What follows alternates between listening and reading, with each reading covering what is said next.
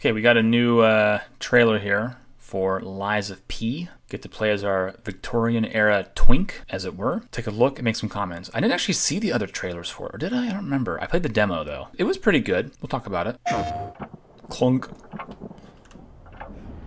How many lies would you tell? How many enemies would you face? Uh-oh. How many battles would you endure?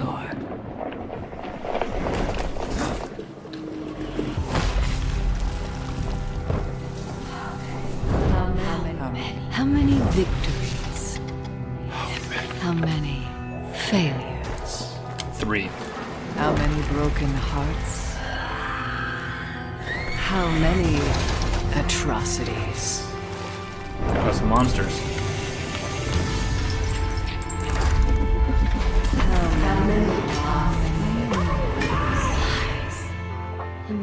How many lies would you tell? To be human. Maybe all of them. Okay, this is a very kind of fancy pants trailer. Let's go back. It's like artistic. It's not really like that informative.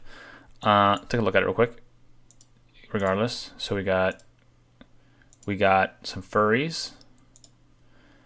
We got an interesting set piece or a boss, some kind of robot thing. Maybe near the factory or something, or like outskirts of town. A lot of puppets going on there. This is interesting. This is like fleshy, it looks like, because the effect off of the puppets was like oily.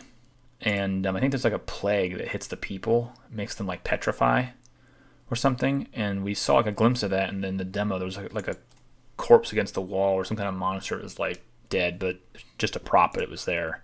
Is that inside the hotel? No, maybe not. This kind of color, this like tealish color, that represents like the petrification, like cancer or disease. The NPC in the wheelchair, the older lady in the hotel, she had it like on her face a little bit, but it wasn't that color. It was just like a stony kind of look or something like that. Big puppet king. That's the monster I'm thinking about. It's these kinds of things. So pretty cool. I want to see more of this stuff. Puppets are kind of cool, but I like the monsters better. Do they have eyes right there? Like slug eyes? Interesting. More bad monsters. More like rebels, whatever they are. The emphasis here is like lies. The lies of P. And the idea is that you can lie or not lie. And my first thought was lie to become more human. Normal default mode. Tell the truth to not get bonus stuff. Hard mode. That was my thought. In the first time that you could lie, it's not an actual choice. You have to lie to get into the hotel. That's in the demo. But in the full game, it might be that you choose. How many lies would you tell to be human? Should be a question mark, not a period.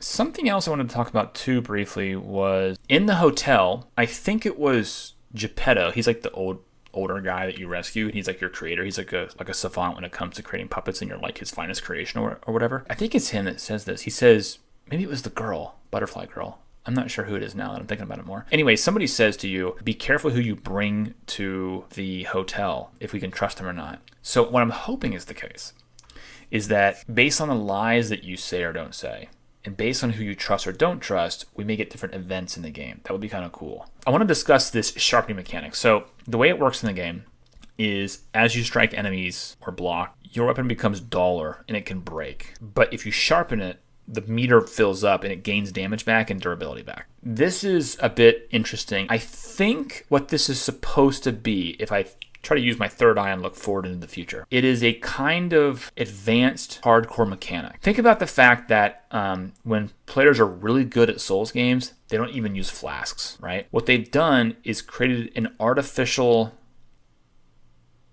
what's the right word? A need or something, and you have to spend time to sharpen your weapon. And I remember like when I beat the Scrapper guy, I think I had to sharpen it like once in the fight, I think. And what that is it makes you look for openings similar to using a heal, right? So even if you're an advanced player and you're on like the final boss or like New Game Plus 7 or whatever, and you're fighting difficult bosses, you still have to look for those openings. It's not only aggression. Now, I'm not sure if that's a good mechanic or not, but that's what I noticed about it, kind of looking into the future. More puppets. Did I see a flamethrower there?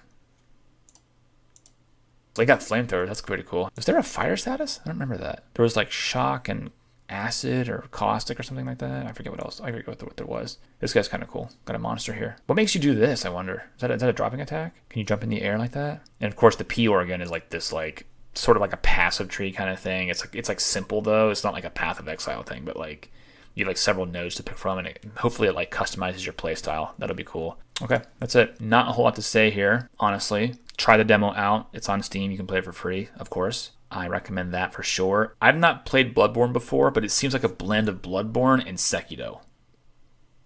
Pretty much. Bloodborne and Sekiro. So it's kind of fast-paced, agility-style combat that's very derivative of Souls. So yeah. And there is no co-op, but you can summon NPCs against bosses. Except for, I think, the first boss in the demo. I don't know why that's a rule, but that's how they made it. And the NPCs will, of course, make the bosses much more manageable. I'm going to try to go through it without summoning anything my first time. Yeah, looks good. Going to get it day one, most likely.